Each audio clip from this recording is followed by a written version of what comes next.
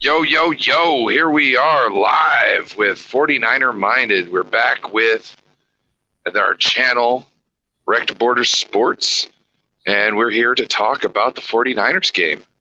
Uh, Waruna, you got anything to Yes, say?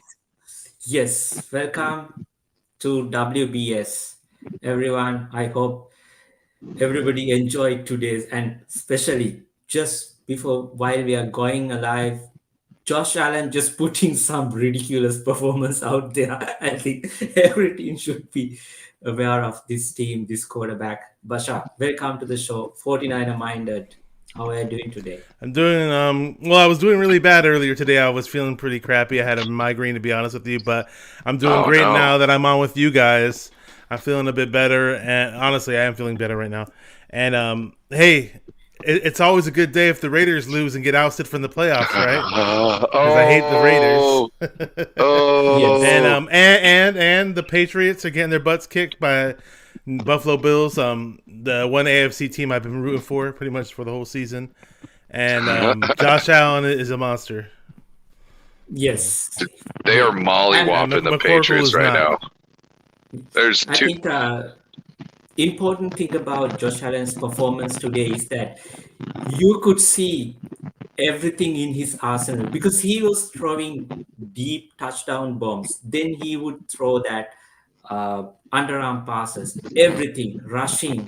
So it's a complete package. I think probably the for a long time this would be the best quarterback performances in a playoff game, without a doubt. So not to cheat Josh Allen of his glory right now. But also, you also have to think about how there's been a couple of interceptions that were, not necessarily a bad throw. You know what I mean? And it just kills the morale of the team, and it's kept their defense out the whole time, and they're tired and suck and win. But at the same time, he's been throwing dimes. You know what I mean? And Singletary has been running his ass off tonight, and he he's been talking shit to the linebackers, and deservedly so because he's been punking them. So yeah, I just pulled up Yes. Josh Allen's stat line: 307 yards, 21 for 25 completion ratio, 5 touchdowns, 0 picks. He's just putting together a Hall of Fame type game. he's throwing Yes. dimes. Like I said, not to steal any of his thunder. I just wanted to throw that out there that there's been a couple things that have broken the morale of this team, and I can see that. But he's having an exceptional game right now. Yes. He's lighting I shit want on to say fire. hi to the Amin here. Amin, thanks Oh, for what up, joining us Amin? tonight. Get a me So the Amin, the dream, dream. 1,000 subs. Yeah, Yes. get him into 1,000 subs. Yes. So, before we start the episode with our game tomorrow, just want since you talked about Raiders, Basha, I just wanted to mention this. I know even I do hate Raiders as a 49er fan, but what Raiders achieved this season is remarkable given the fact what they went through off field. I mean, Mhm. John Gruden, Henry Ruggs, and some other players getting involved with all the DUI and drama. This team still finished 10-7, and they gave a good fight against Bengals team, up and coming Bengals team. So in all, I think they deserve some respect. The way they played, I think it's pretty good. Oh, when I take my football fandom out of the equation, I've been saying it all year that the Raiders have totally overcome adversity in one of the best ways I've ever seen. They lose their coach, they lose Henry Ruggs to a horrible tragedy. God rest that lady. So I think it was a female that lost her life in her dog or something Yes. like Poor that. thing. Oh my God. Such a terrible story. I mean, as much as I hate that team, I'd never wish any of that crap on them. Damon Arnett and then his foolishness off the field.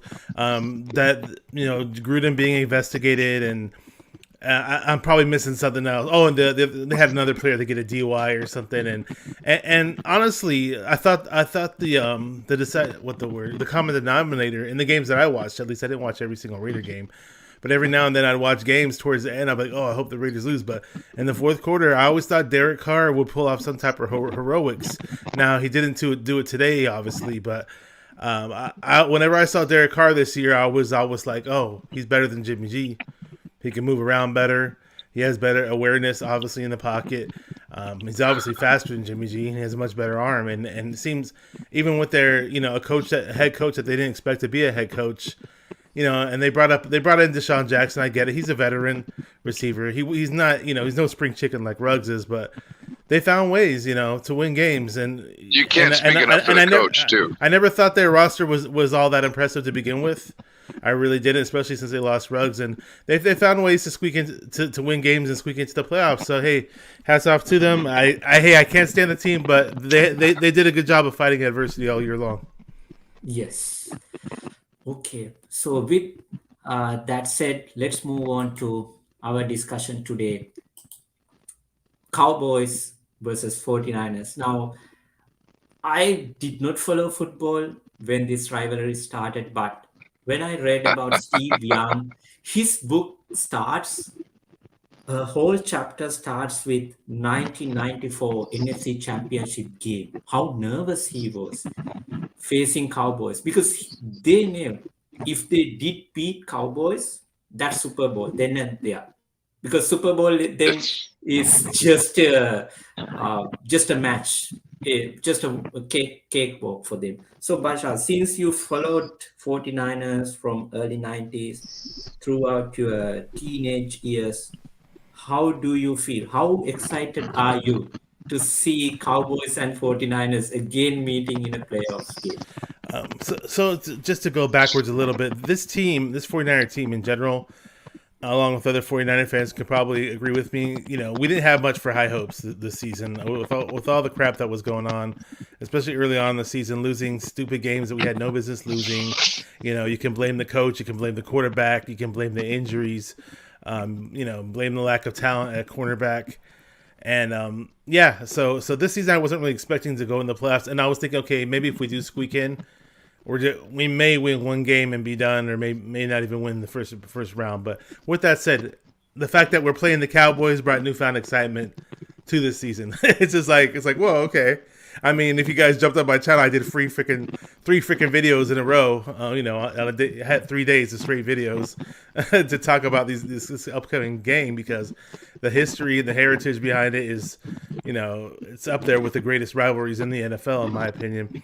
And if you go as far as back, it's before my time. I mean, in the early 70s, there was John Brody, the 49ers quarterback, and I believe it was the 1971 season where we played the Dallas Cowboys in the NFC Championship game at Kezar Stadium. We lost to the Cowboys. I believe it was the year 1972 when they played the game. But, and then when the Joe Montana catch game came around, I was alive. I was a little kid, though. I was still here, but I wasn't watching football back then. And I wish I did. I wish my family was into football and they knew about it to get me to watch the game. But, I ended up watching the Niners a little bit after they won their second Super Bowl. I remember their second Super Bowl being on TV, but I wasn't a fan yet. But let's just say that when I was in elementary school, one guy I know, a good buddy of mine, John, and another guy, Sammy, really good friends of mine, but they happened to be Cowboys fans, and we were always going back and forth. Once I finally became a Niner fan, me and those two guys and my brother along with them would always go back and forth. Oh, 49ers are better. No, Cowboys are better. And at the time, the Niners had a strong upper hand on the Cowboys. We embarrassed them with the catch game, and we kind of put the Cowboys in the cellar for a whole decade at one point. And it wasn't until when I was in high school when the Cowboys found their niche with Emmitt Smith, Troy Aikman, and Michael Irvin. Probably my second year in high school, and Cowboys were starting to show that they were a decent team. Third year when I was in high school, they freaking beat the Buffalo Bills, and they beat us en route to beat the Buffalo Bills in the Super Bowl. So, we had a really good season with Steve Young. I was so excited, so pumped up. Ricky Watters put up 1,000 yards in his first year playing. Jerry Rice was Jerry Rice. John Taylor was John Taylor. Oh, yeah. And Brent Jones was Brent Jones, of course, that year. And I was excited. We were at Candlestick. It was a super, super rainy game. The game was raining like crazy and all muddy. And I thought we'd have the advantage, but we ended up losing that close game. We actually had a deep bomb to Jerry Rice, like one of the first plays of the game, I think. And they called it back for a ticky-tack holding call. And it just seemed like everything went downhill during that game. Next time we played them, we got freaking blown out in Dallas, I believe. Forgot what the score was, but it was embarrassing, and it was a total pain in the ass to watch the game. And, in the Bay Area, I'd never recalled anybody seeing any Dallas Cowboy hats, jerseys, jackets or whatever. But during that period of time, people were walking around with their brand new Dallas Cowboy starter jackets, their brand new Dallas Cowboy hats and jerseys, and me and my friends would walk around like, "Oh my gosh, where are all these Cowboy fans coming from?" It was just because they were the talk of the town. They were the hot team to talk about on TV, and the 49ers took a back seat to them. Then 1994 season, we signed Deion Sanders. We had a stacked team to begin with, but the fact that we signed Deion Sanders was just ridiculous, and pushed us over the top. Yeah, we overcame them. Steve Young kicked their ass in the playoffs, and we also beat them in the regular season before that, and we won the Super Bowl. So we can go back and forth all day long with Cowboy fans if we had a Cowboy fan on here, but it's definitely made this game, a whole lot more exciting. If we were playing some other team, obviously it's the playoffs, we'll still get excited, but not to this level. And I hear there's a huge showing of 49er fans right now in Dallas. Yeah. So also, I wanted to say something. You touched on how all of a sudden Dallas became, such a threat. That was because of the big Herschel Walker trade. Oh yeah, you know what I mean. The Minnesota Vikings basically gifted the Dallas franchise the biggest gift they could ever give them. I forgot how many picks they threw at them for Herschel. I think Walker. It was 13. I think yeah, it was crazy. It was more than 10. If I remember correctly, I was at a video 10. game store. I was in junior high. I was at some video game store, and somebody was like, "Hey, Herschel Walker got traded to the Vikings," and some store employee was talking about it. And at the time, I was thinking, "Okay, whatever. Who cares?" I had no idea it would affect the 49ers. I'll tell you that much.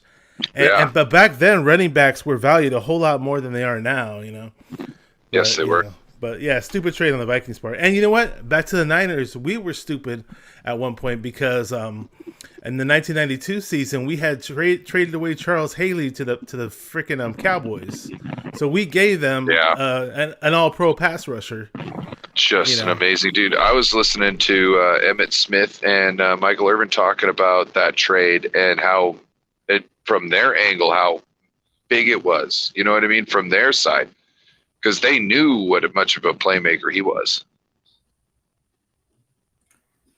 Yes. Yeah, Charles Haley was relentless back then, without a doubt. Also, the other thing to add about that Herschel Walker and all those trades, what came from that was how the teams do their NFL trades now today, how the point system goes and how much somebody is worth and how much, the second and third and it equals all that whole thing that was put through because of all those picks. Essentially, Jimmy Johnson, had all those picks and he had to figure out how to use them, how to move around and use them. And had somebody put up they had some mathematician or somebody come up with some Jimmy Johnson trade chart or Jimmy Johnson. Yeah, that's what I'm talking about. Yeah, I heard something Jimmy about Johnson that, Jiu-Jitsu. Jimmy Johnson Jiu-Jitsu. Jiu-Jitsu, baby. Yeah, this is mathematical jiu-jitsu. Jimmy Johnson and the hair that was like what were we saying? It was like around and like form of plastic. It had like 20,000 pounds of hairspray on his hair. If Amin knows that trading Haley was a mistake, then you know what I mean. A young kid coming up in this time knows how much of a magnitude of a loss that was. And keep in mind, on paper. It didn't. So keep in mind, Haley. Now, I didn't know this at the time. I knew Haley had some issues because it was kind of leaked and reported, but it wasn't. They didn't have the internet back then, so a lot of things were kept under wraps. But the things that Haley did in the locker room, against Steve Young and against some of the other players in the locker room, were things that are like Some of them are kind of like a X-rated type of deal. Some weirdo kind of stuff. Now I don't know what doctors they sent towards his way or whatever, but I mean, it wasn't like there wasn't a reason to move from him. Now they should have handled it differently, in my opinion. Obviously, and the worst thing you could do is trade into a freaking NFC team on the dude. The freaking. And the thing was, though, that season we had actually picked up Tim Harris that season, and right before training camp started. So Tim Harris at the time was another All-Pro pass rusher from Green Bay Packers, but he was more like a one-move pass rusher. He was really good on the Green Bay Packers, and we got him. And he had a couple of good years for us, but he wasn't the constant pressure guy that Haley was, But that was just a stupid thing to do. Yeah, keep in mind when we traded him the year before, Dallas Cowboys were a horrible team. But that particular season, we traded him. The Cowboys were like you could tell they were a team on the rise, you know. And then the year after they went straight to the Super Bowl. So I remember after we traded Charles Haley, right? I don't remember Charles Haley playing on the team. I was born 4 months after the catch. Okay. So all of a sudden, I remember us going up against Charles Haley. And I remember, you know, without cursing, essentially cursing his name. And I remember talking to my mom. You know, the reason why I love football the way I do is because of my mom, a single mother who realized she was raising a boy and realized she needed to, you know, she was a woman and didn't understand how men do things, but she understood men like watch football. So she put me in front of football when I was real young. She didn't even watch it herself, but she put me in front of it. And I was sitting there going, Mom, this Charles Haley guy. And she says, oh, he used to play for us. And I was like, he used to play for us? And she's like, yeah, we traded him to it. I said, why would you ever do such a thing? She says, I don't know, honey. And I was just like, are you kidding me? This guy's a freaking monster. This guy is just running through us. He's just causing havoc on the line. He's like 2.5 people. You know what I mean? Because once you cause a double team, right, and you have that big, huge mass there, and then you're able to defeat that double team and get around it, you are essentially 2.5 people. You know what I'm saying? He was just a monster on the line. Keep in mind, you do remember that he did come back to the Niners too at one point, right? Oh no, I probably forgot about that. Okay, so he came back. I know he was definitely on the team in the 1999 season, and I believe he came back in the 98 season. So remember the game that we had against the Green Bay Packers in the playoffs? They had the catch two with Terrell Owens or whatever. Oh yeah, that's the other people. That's the other team I hated as a kid. I hate the Packers. The Terrell Owens catch two game. Charles Haley was back on the 49ers, and he wore number 95. So. That's another tidbit. He wasn't as good though when he came back. Though he was all right. I grew up loving Steve Young and Brian Young. Oh yeah. You know what I mean? Like, so I remember Montana playing, but I really, you know, like got into my Niners football phase in the young years. And like, you know how they're talking, you know how the championship or the Super Bowl was always in the championship, right? Oh yeah, so the championship game was the Super Bowl, basically. Yeah. Yeah. So the '95 Super Bowl, like I was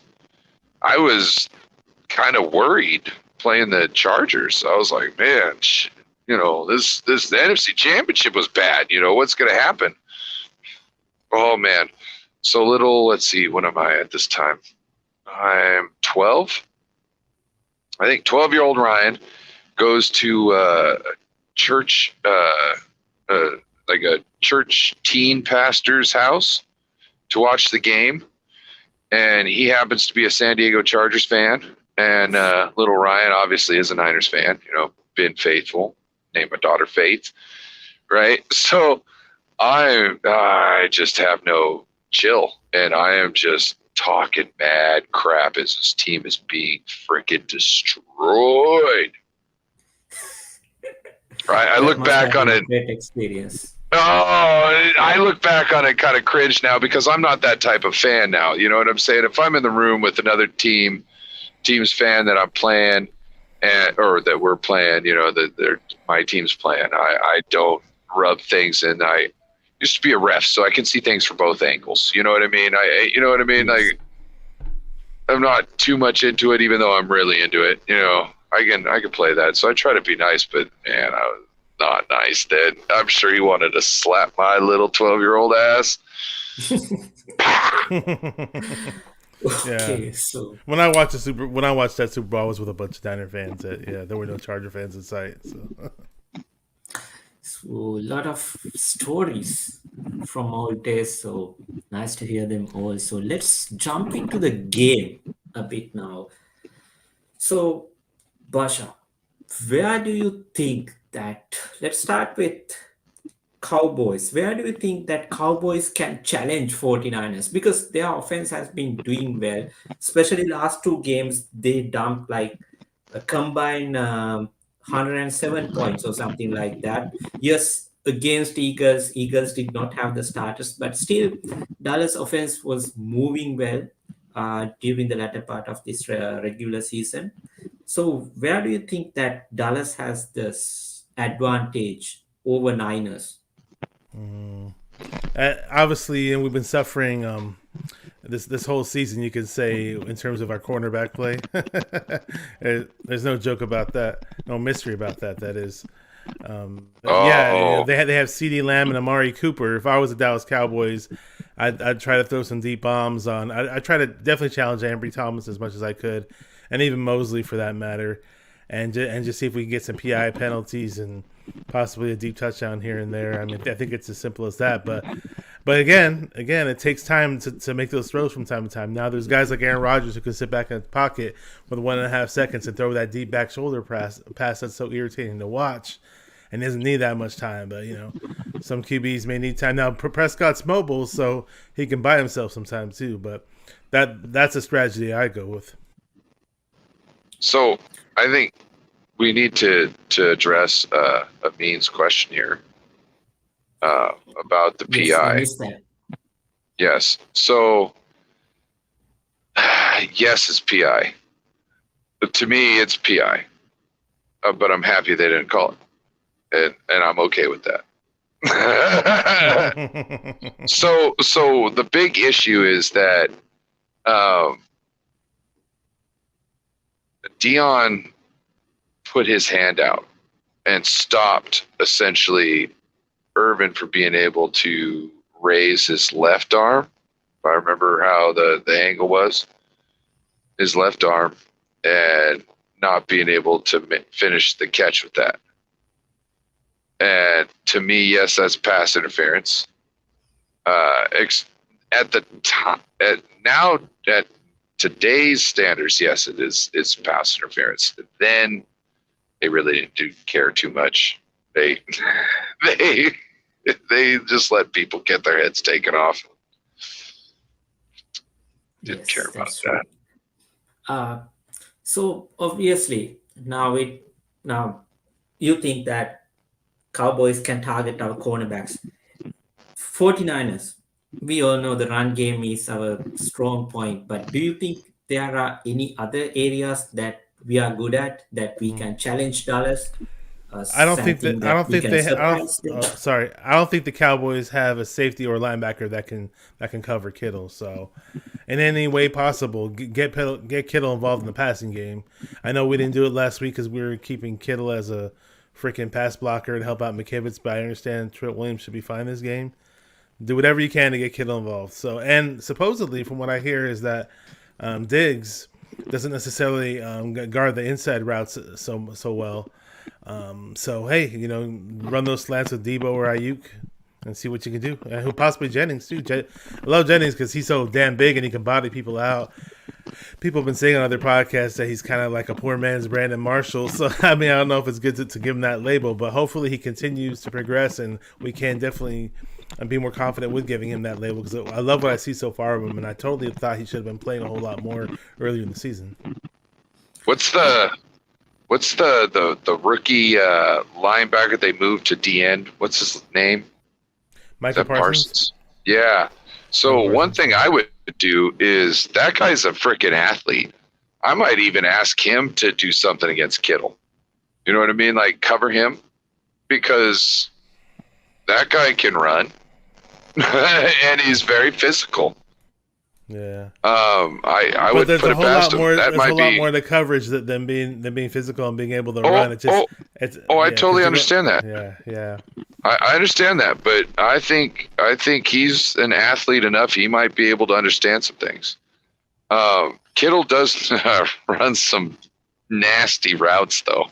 You know what I mean? But that's one thing you could do to make yourself more competitive on the edge with the run game, and especially with like how Kyle and the scheme, how he likes to call things.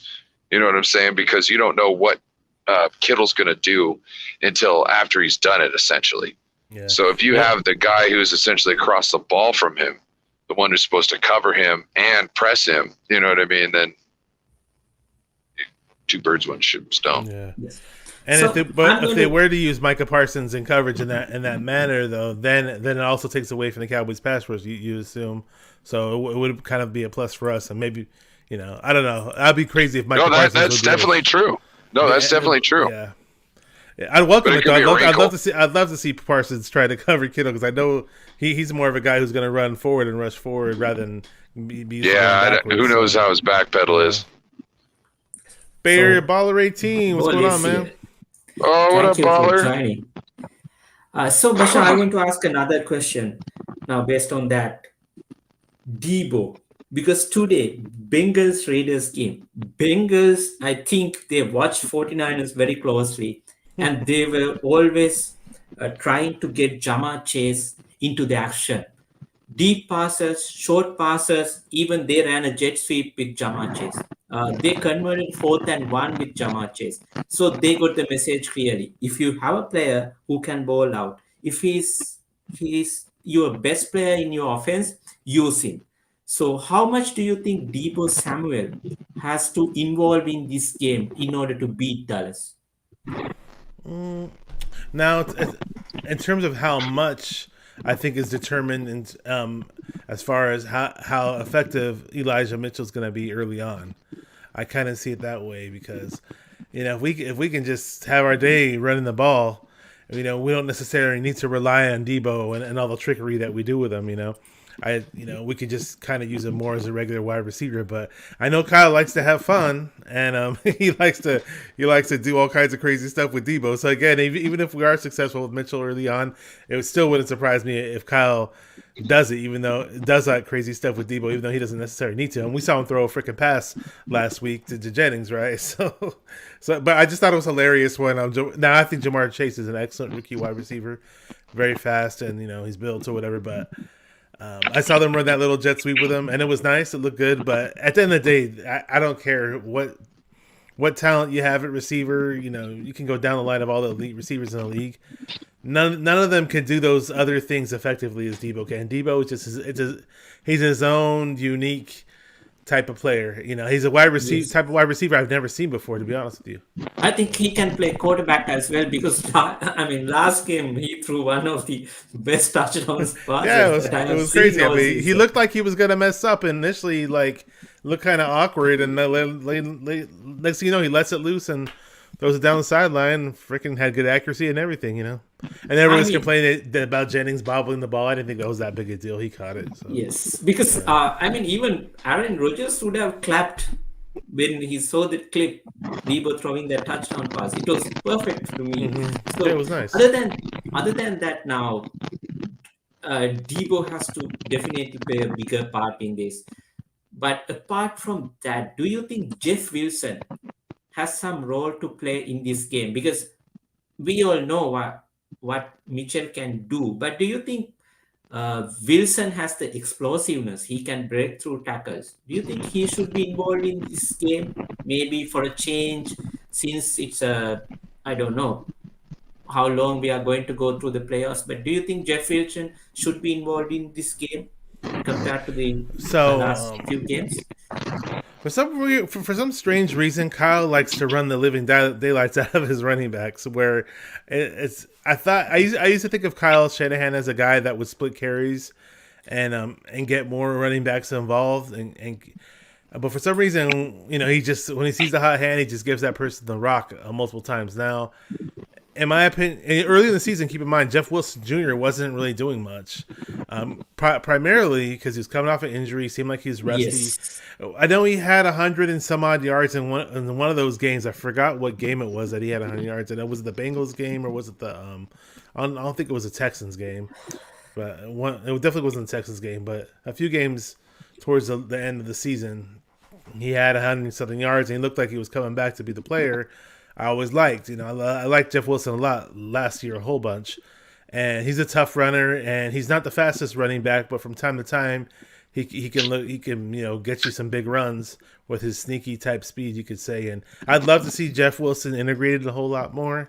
I think it makes more sense to keep on running your well, he's our bell counter, I guess you could say, Elijah Mitchell. Just keep him fresh, in the third and fourth quarter. Integrate Wilson a bit more here and there, and then Mitchell won't be tired out in the third or fourth quarter. And then next thing you know, in the third or fourth quarter, Mitchell's likely to bust a freaking 40-yard touchdown or 50-yard run because his cardio is up to par, and he's, the defense he might be facing might be tired, but he's full of energy and he's got the speed obviously to do it, and he'll be able to break a long run. So I'd love to see them mix it up more, of course, man. I definitely, and if who knows if they reactivate Sermon again. Why not give Sermon a shot? The one game that he had multiple carries, albeit they're primarily up the middle type runs, but he was pretty successful against the Seahawks. So, who knows? Yeah. Then other question, of course, I think is the elephant in the room, Jimmy Garoppolo. How confident are you that Jimmy Garoppolo would not mess this up? Because he doesn't have to do too much. As far as I see, if Jimmy can stay away from turning the football over and he just be the game manager, just supporting his players, just do what Kyle asked him to do, not screwing up too much, there is a good chance that we can come up victorious. But how confident are you? I'm as confident as the word confident can ever be. Jimmy G's destined for the Hall of Fame. Jimmy G's the greatest 49er quarterback since Joe Montana. That's the best Jimmy. That's the best Dave Lombardi impression I can do at this point in time. Maybe I'm not ready for Hollywood yet, but I'm trying. But yeah, was that Lombardi or Hammer? oh yeah, Jack Hammer. No, actually, there was a tweet today. Someone said Jimmy Garoppolo is the best quarterback in 49er history after Joe Montana. So I replied to him, you guys know that the man holding his hips, it's from cricket, that meme. Yeah, I didn't know what that was from, but I saw you post that response. Yes, so that meme came from a cricket match. It's from a Pakistani cricket fan. So I just tweeted out saying, okay, Steve Young, after hearing this, okay, he's like, oh. but given that, I mean, we are to the playoffs, so how can Cowboys, if we think from Dan Quinn's perspective, how can Cowboys rattle Jimmy Garoppolo? Do you think Micah Parsons will take the major responsibility coming through the gaps or whatever it is to make sure that they try to unsettle Jimmy Garoppolo as soon as possible early in the game? Do you think that they can make an impact, the Cowboys linebackers and defensive linemen? Okay, so as far, but I'll go back to your other question really quick because I know I was silly with that. It's been hard to be confident with Jimmy this season. I speak for a lot of fans out there. I think very few of them will argue. I haven't really drank much alcohol this year in general, and there were times when watching the game where I think like, oh, you know what? Maybe I would have felt so much better during that game had I had a drink with me, or had I drank a few Excedrins while I was watching the game, because I just felt like it was much needed at that time with the way Jimmy plays. It's hard to feel confident about the guy. I'll be honest with you, man. It's just weird, but every now and then he gets in the groove and he gets those nice. He'll get those nice quick throws off, and he'll throw to certain receivers in stride, and they'll get all those run after the catch plays and yak plays or whatever. And I'm not going to say that I'm not trying to say he's going to do bad and stink it up in Dallas, but again, I'm not going to say he's going to go out there and throw for 350 yards and 3 or 4 touchdowns either. But again, I love the run game, and I know Kyle Shanahan loves the run game, and I hear this team cannot stop the run well. So as long as we have that run established, I'll feel okay about Jimmy. Let's just say that I'll feel okay. I think he should be able to get it done, and I think the turnover performance that we had last week isn't something that you see in consecutive games with Jimmy. Sure, every now and then it will come up, and people will rag on him for it, but it's not something you see week by week, in my opinion. Yeah. That's true. So Ryan, I got another question. I forgot what it was, but Ryan could answer it. Yeah. I got a question for Baller real quick. Yes, so that's what I wanted to ask. Baller just said he was worried about Compton and Brunskill. I wanted to know, is it because of the defensive line of the Dallas Cowboys, or is it because of the skill of run skill in Compton? Because I think both are good reasons, But I just want to know what you guys think stands out more. Which issue stands out more? I mean, if we could play Aaron Donald week in and week out, Brunskill would be headed straight to the All Pro selections. I mean, Yes. So the question I want that the last question I wanted to ask Basha is that can Micah Parsons or other their defensive linemen come through and try to unsettle Jimmy Garoppolo early in the game? Uh, do you think that Dallas have the capability to do that? Because Micah Parsons has a tendency to get into the quarterback, pressuring the quarterback, sacking the quarterback. I think one of the best athletes I have seen in terms of defensive players in the whole league. So, do you think that they have the capability? sorry about that.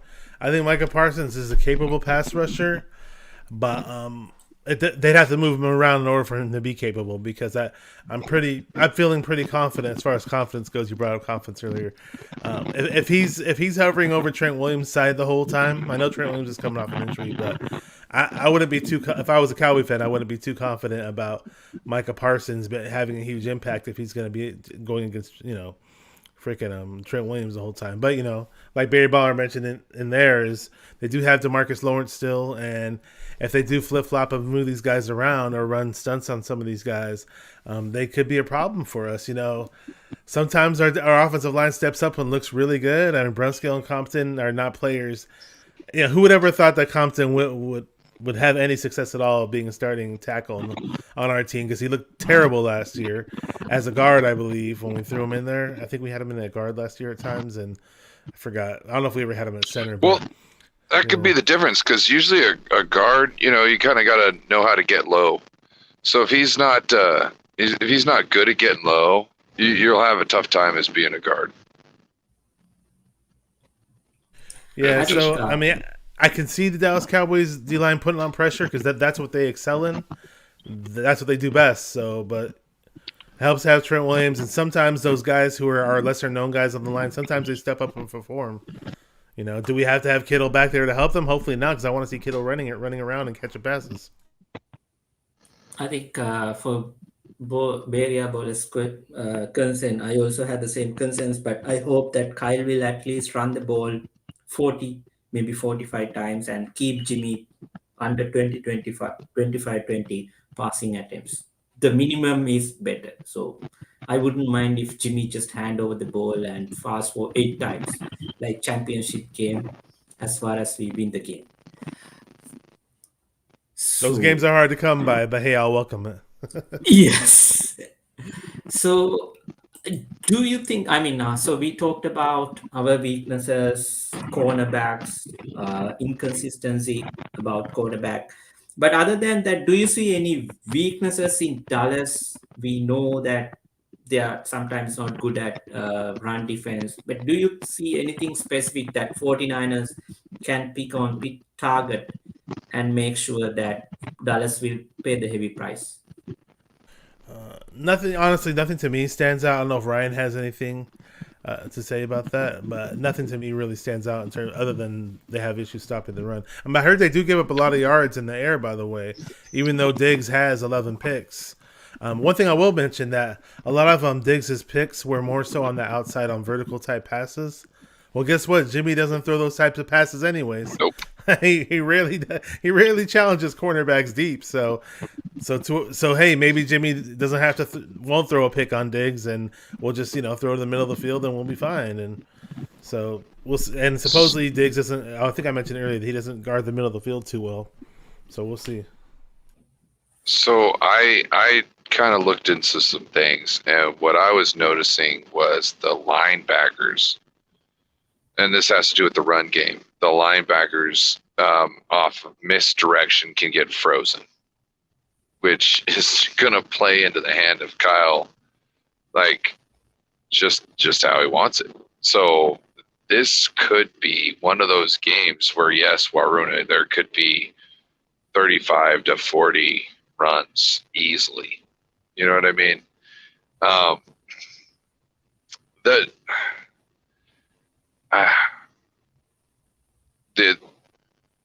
their biggest thing, I don't think putting in more linebackers. I think just them getting heavier up front is their biggest key to success, to try and combat the run game and put the ball in Jimmy's hands. So one thing I picked up from when looking at the both teams is that for 49ers, discipline. So sometimes 49ers can go vary with the discipline, because even last game we saw Greenlow, he committed, I think he gave away 3 penalties. There are also one unsportsmanlike conduct penalty he gave away when the Rams runner, he was stopped and he went for the face mask, grabbing by face mask. So I'm really worried about that, because we are leading the league in terms of pass interference penalties due to our cornerback situation. So that's one thing I am concerned about, that we have to stay disciplined. We cannot give easy 15-yard penalties so whatsoever, because Prescott, he can come out of the pocket and run here and there. So we have to stay disciplined. That's one thing as a weakness I'm seeing from 49ers as well as Dallas. Time to time, they have a tendency to give up penalties. Overall, I think Dallas gained many penalties as well, but again, they are giving away a lot of penalties. So that's one thing I'm seeing from them. And I'm not really sure how much they will be able to come back if they are down by 2 scores. I think they haven't shown that much this season. So because I believe in that sense, 49ers are much more battle hardened, I would say, because we played some of these games against Cincinnati Bengals, against Rams, and even some of the games that we lost. If you take week 3 against Green Bay, we were down, I believe, 17-0. We almost came back. If we had a defensive staff, we would have won the game. So I believe that's a weakness on Dallas' part and 49ers' part. Discipline, stay disciplined, not committing any too much penalties. So those are the 2 weaknesses I'm seeing from both. I was just gonna say Dallas led the NFL in total penalties. They had 127. I just pulled it up. They had 127 penalties. The 49ers were actually 18th in the league in penalties, and they had 102. So 102 to 127 by Dallas. So hopefully we can keep that trend. Yes. So that'd be nice. And Dallas's defense, I've mentioned, we talked about digs and interceptions. In general, that defense may give up yards, but they obviously force a whole bunch of turnovers. So we do have to be careful, especially since people say Jimmy G is so turnover prone. He fumbles from time to time, he throws interceptions. But I was just saying about the law of averages, is I'd be surprised if he had another turnover-ridden game back to back. But you never know. And they get them from not just like receivers, it's running backs and all that good stuff too. Like they're getting them from everybody. There's obviously the interceptions, but they're catching fumbles and stuff by punching out the ball. Yeah, that peanut punch. Yeah, little peanut. Pink. Correct me if I'm wrong, but isn't Dallas's special teams superior to the 49ers? Which isn't saying much because our special teams has been garbage all year, in my opinion. Gosh, I would love for somebody was talking about how Robbie Gould's a complete athlete, how Robbie can punt the ball, how Robbie can throw the ball. It's like, okay, so where's our spicy special teams? Like, show me something then. I don't care if you tell me he could do it. I want to see it when we want to get 7 points instead of 3. You know what I'm saying? I mentioned this weeks ago, early this season, when I had Bay Area Baller 18 on my channel and I had Ray Martinez on my channel. I was just basically saying how Mitch Wisnowski, when they drafted him, they were going on and on about how he was this former rugby player who was strong and he had a good body type, like 225 pounds, and he ran a 4.6 40. And I was thinking, wait, if we got a punter who runs that kind of a 40, which is excellent for a punter, why don't we run him on some fakes or something like that? And Ray Martinez is like, yeah, man, where's the creativity? And it's true. And just like you said, how versatile Gold is, and yet we don't do any tricks. And to Gold's defense, I ragged on him a lot for missing certain field goals or extra points from time to time. But when he had to step in for Mitch Wisnowski last week, he looked pretty good. Wisnowski, by the way, is cleared from a concussion protocol. Robbie, if you don't need the points, Robbie can be here and there. But if you need the points, dead nuts. You know what I'm saying? Like, man comes through when you need it from within 45 yards, But hey, if your season depends on a 56-yarder, well, it's a coin flip anyways. Good luck, you know what I'm saying? Anyway, he is aging, and I really like anyway, he's getting old. Barry Baller has a good suggestion there. Yes, it's a very good suggestion. We came close to that name. We really came close to that name, but we came and we kind of want to throw. So I don't know. We might have to rebrand over this. Yeah, I think we should do this. I think we should. Well, we got to do this. All right. Yes. It's Barry Baller's fault. No BS. Well, can we get the name though? We'll figure it out. We'll figure it out. So I think the last topic of the day. So we talked about special teams because I included special teams because I'm kind of worried because again there is an inconsistency in our special team performance. Nothing special about our special teams. So there can be situations that it might cost us the game. I think 49er fans have painful memories. It was Mike Williams, right, who fumbled the ball twice in NFC Championship game?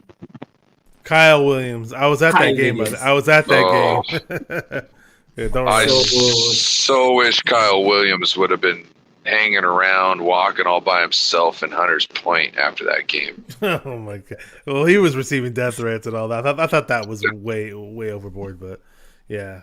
No, that's not way overboard. That's almost okay.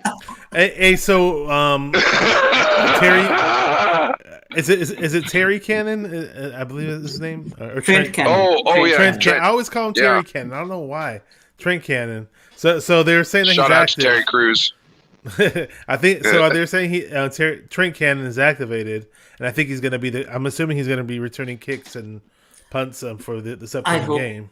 He will not, but we'll see. So final. He had one really good return for us this year, from what I remember. Yes, true. In the Packers game. Yes, that helped us to get the touchdown at the 2-minute drive. They should try Dante Johnson at punt return. Just throwing that out there because he's been on this team and he doesn't do much miraculous. And even though I think last game he did do something really well, but let's try him to see if he can. I would do spice this. it up I a would bit. do what Bola is saying because Debo, he can run, he can catch the ball, he can play quarterback. Why not kick return? Honestly, I was surprised. They actually did have Debo, but if you watched last week's game, they did actually have Debo back ready to return the kickoffs, but the balls flew over his head and they were touchbacks. Yes, it was like on true. 2 occasions. But I was thinking in general. I'd love to see Debo return kicks, and I was kind of excited that Ayuk was going to be the punt returner this year, but he just looks so out of place when he's a punt returner. I don't know why. What if they put Hasty back there? I was thinking they should have either put Sherfield because he's got the speed, he's kind of built, or even Ambry Thomas. Hasty does have fumble issues, but he's got that little bit of speed. But and his fumble issues are trying to go for extra yards when he should just get down and put a knee down. Sorry. I'm saying Thomas was a very good returner at Michigan. I don't know why he never got the shot. Maybe he did in practice and he wasn't looking good. I don't know. But Thomas was really nice as a returner in college, so who knows? Yes, but I was thinking about this now, having Debo as kick returner, punt returner.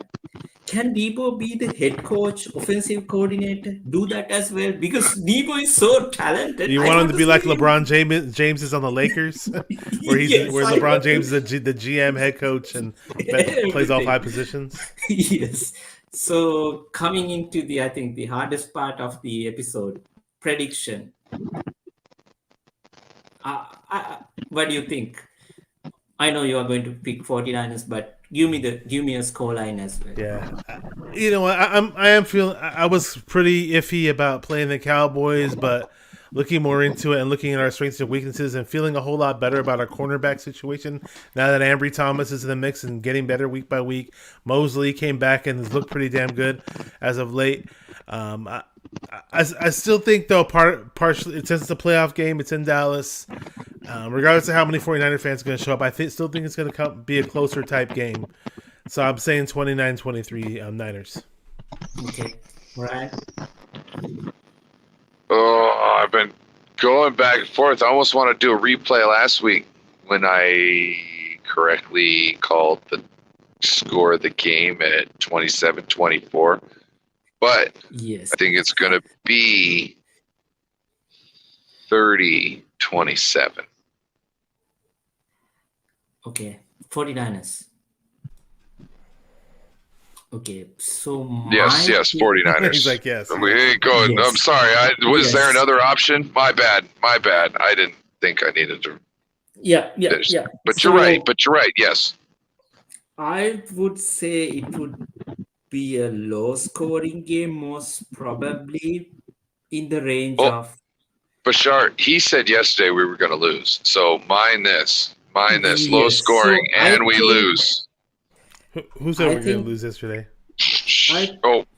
I said it Oh. because I still have some doubts. I have some doubts over this. I don't have a bad feeling that there are certain parts that can go wrong. Since I would say Oh, there's definitely parts it's that can go wrong. probably 23-20 win for Cowboys. I hope I'm wrong on this. 23-20? Got you. Yes, so I hope I can be pretty dead wrong on this, and people come at me after the game saying, "Oh, you are a sore loser. You can't get your predictions right." What I feel, what's another thing that makes me just feel good in general about this team though, and going to the playoffs, and about this game, obviously, is that aside from freaking Kinlaw and Mostert, we pretty much have all our guys coming back. So Yes, it's a healthy team. I think that's a huge plus. It's a huge plus. Yeah, I think there is a one level Debo could go that he can be the governor of California. That's the level I want Debo. Yeah, like Arnold Schwarzenegger, huh? Yeah, might as well. Yes. You know what? They used him so much last game though that he was on the sidelines just sucking wind over and over again and like buckled over. So if you find that you're beating them well enough, maybe you don't use him so much to try and keep him fresher going down. That not that you have to stop using him and this and that. You obviously want to, make sure you keep putting on points.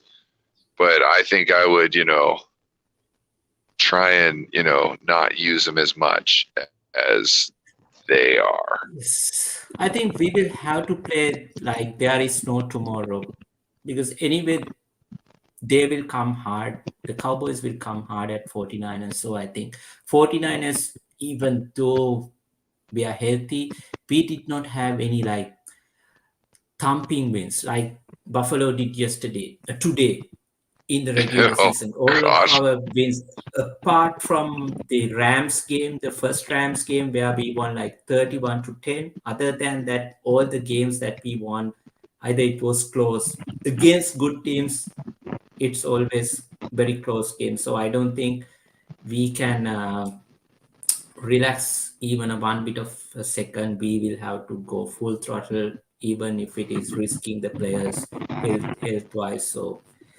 yeah, so I think that's for the today. So I would like to thank Basha 49er Minded coming on to our show. our second episode, sharing your thoughts, giving back your memories about that growing up, watching that legendary Cowboy and 49 matchups. And so, Ryan, what do you have to say before we wind up? Can't listen to those haters, man. Can't listen to them haters, man. It's from my 49er Minded theme song. Oh, which you need to go to YouTube and subscribe. Check out all of his content. Man, he's a great fan and a good friend of our channel. Yes. Yeah, I thank you guys for having me on. I feel honored. It's only the second show that you guys have had on, and I was kind of burnt out. You are our first guest, basically. I was kind of burnt out this week because I did 3 shows back to back, and now this is my 4th show this week, and it's okay because I love talking Niners. And today I just happen to feel like total garbage all day long, and I literally feel like $1 million since the live button was hit to go on the show. I literally feel so much better physically and mentally right now. So hey, thanks for having me on. It was good medicine. Bro, you for look all it's it. worth. And I want this positive energy going forward for Sunday. I hate the freaking Cowboys. I can't stand some of their delusional fans. As much as I've critiqued Jimmy G so damn much, hopefully he pulls a great game out of his back pocket, and the run game's on point, and Debo and Jennings and Ayuk and Kittle are all doing well, and Kyle, and in general, don't stop running the ball. As far as my channel goes, though, I do things a little bit differently. It's 49er Minded, where we get into the minds of 49er fans. Some of these guys like my theme music, which is all fun. I have a new theme song coming for season 2 of 49er Minded, so that will be my intro theme music. The old one will be the outro theme music. I do different things where sometimes we talk about 49er fans' experiences from being a Niner fan, and then obviously we talk about weekly games coming up. If there, who knows if there's gonna be more weekly games after this game, but we have the other season to talk about when that comes along. But every now and then we talk about people's favorite foods or people's favorite musicians or rappers, and then I'll bring on different people like the guys who do those 49er rapper hype songs. So I just try to mix it up and do things more according to my taste, which is a little bit more eclectic than your typical 49er channel. Because I never claimed to be George Seifert. I never claimed to be Bill Walsh. I never claimed to be Bill Belichick. But I have passion for this game. I love the game, and I love talking about this team. So that's it. That's why you're here. So we enjoy your channel. So please subscribe to 49 Minded. So with having said that, I think we wish you all a very good Sunday. We should come up with a 49er victory. I hope the 49er community can celebrate the victory tomorrow evening. Peace. Because it's 49er Minded. Peace out. Thanks, guys.